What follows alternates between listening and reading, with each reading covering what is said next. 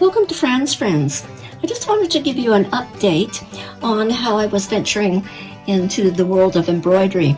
About 2 weeks ago, I did a couple of little videos on embroidering borders with the blanket stitch and beads.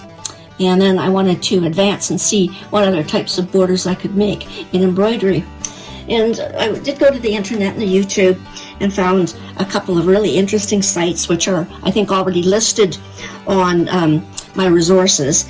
And one was Crafty Needles Embroidery Book, Craft by Hand Embroidery Arts, and Rosabud Bird, I should say, and Secret Hand Stitch. So those were some of the embroidery videos that I looked at for basic, simple embroidery tips. Now, what I did do is I had mentioned in the video that I had taken some of my old pillowcases, my stuffing pillowcases, and I ripped them and tore them, and then I ironed them with an edge on them, and then sewed, stitching all along. This one's got about 4 or 5 rows of stitching so that I can do different types of embroidery on it. So that's what that looks like, and I've got them, I think they're about 28 inches. And I've got ones with just 2 lines on it so that I could work in between. And then what I did do was I did the basic blanket stitch embroidery, putting beads, and played around with that. You can use the hoops, but I found if you're using the hoops, especially if you're going to be working with beading, and you want a long strip, it's not going to work. So I did come up with that idea of using just an old, a wooden square that my husband had made me for a weaving project I was working on. And what I did was I just took the pieces of the ripped fabric, and what I did do is I just put those big clamps just to hold them down so that it would keep the fabric firm so that you could stitch. And this is one of the stitching projects that I did do, just using the basic sort of standard blanket stitch and then adding a few extra little stitches. So when this is done, I've done it in the red, I'll do one in greens and different colors, and then I can just slip them aside, and then when I'm ready to do a project I can always pull them out. So that really worked out well. So that's a method that I'm going to use. Very simple. All it takes is just a little bit of embroidery floss and your cheap fabric from the pillowcases, and you're all set to do all kinds of stuff. So that's what I did with that, and then I decided, okay, with the embroidery I want to do a project. So I came forward with this little sweetheart, and she just finished, and I haven't even named her, but what I did was I took the white, I had done the beading using the pearls, 2 levels of pearls.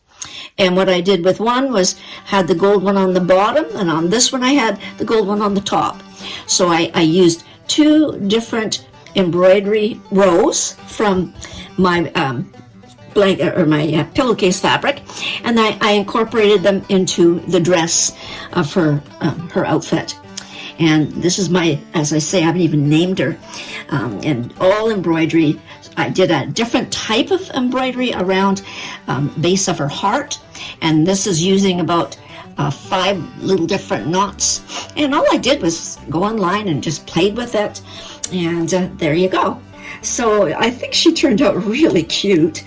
On her back, I've got that embroidery again with the multi-leveled stitching on it, and then just the simple basic blanket stitch on the hearts. And there is my little bear. So I think I'm going to make her some cookies, some what they call sugar cookies out of felt. And I did the blanket stitching on her ears. Now, she was supposed to have a coiffed muzzle, but I kind of like the idea of leaving her muzzle furry. And then she's got the little nose on her, made with the leather, glued onto the fabric, and then stitched with just a basic floss, and then using the gloss to paint to give her the effect. So there she is, and I think she's really cute.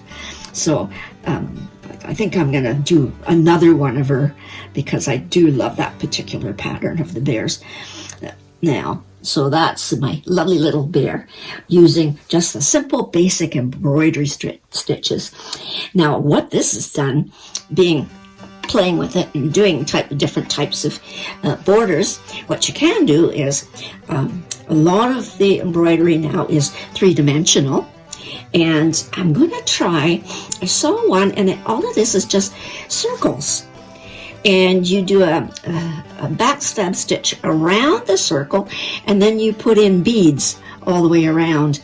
So I think maybe September, October Christmas ornament is, I'm going to try that, sort of making a wreath effect. Using and practicing with the embroidery stitches. So many things you can do, and it opens up a world. I had mentioned that one of the art dolls that people have been making, they've put really embellished embroidery outfits on them, beaded beads and lace and all kinds of things. So it opens up a whole new world of incorporating a technique into your own passion and utilizing those techniques to embellish your own projects. So as I say, I'm really thrilled with how she turned out. I think she's just a real little gem. And I don't know where I'm going to put her, but and just using all bits and pieces of stuff around the house. And this is my little bear. So thanks for watching. We'll see what we come up with next. We're getting close to the end of the month, and we'll soon be looking into September. And that is the month of the VI, or Vancouver Island exhibition. So thanks for watching. Talk to you soon.